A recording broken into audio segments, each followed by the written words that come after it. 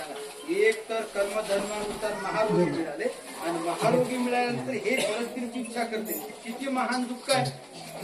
काही अडचण नाही. ती नित्य प्रतिदिन पहाटे 3-4 वाजता जायची आणि त्या व्यक्तीच्या घरापुढे सडा समाधान करायची, निघून यायची. तर ती वेळच्या तिचा पहाटेचा तिच्या सकाळी उठायची 8-9 वाजता. तर आपल्या दारासमोर सडा समाधान राहूया. कोण जात आहे? मित्र पाठी आहे, दुष्ट आहे, अनेक व्याभिचारी आहे. एके दिवशी तिने ठरवलं की कोण आहे नाही बघावं. म्हणून पहाटेपासून ती जागत राहिली आणि पहाटे 5 वाजता सया येऊन आपलं सडा समाधान रांगोळी घालत असताना हे काय करत आहे? म्हणले माझ्या मालकाची अपेक्षा आहे, त्यासाठी हे सगळं काय करते. म्हणजे काही अडचण नाही घेऊन थोडक्यात महत्वाचं. आणि ते ठरलं.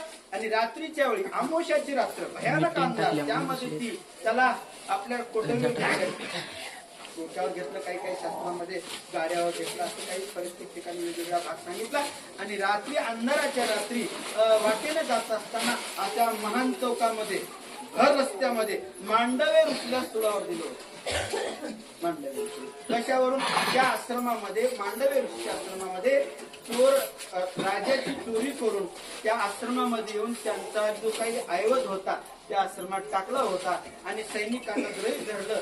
हे चोरी करणारे चोर नसून महाराजांनाच पाठवलेले चोर आहेत असं लक्षात आणून दिलं राजाच्या. आणि राजानं त्याला भर चौकामध्ये सुळावर दिलं होतं. मोठी आणि ती सुळावर येणारा जे काही डोक्यावर येणारी जी सूळ आहे तो हलता चालता लागत होता, डोक्याला टोचत होता. मध्यरात्र होती.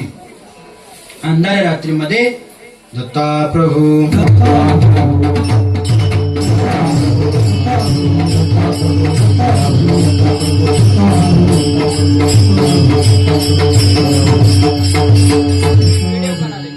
त्या मांडवे ऋषीला त्रास झाला आणि सांगितलं कोण दुष्ट आहे मला मध्यरात्री त्रास करणारा? सूर्योदय होईपर्यंत झाला. किती दुःख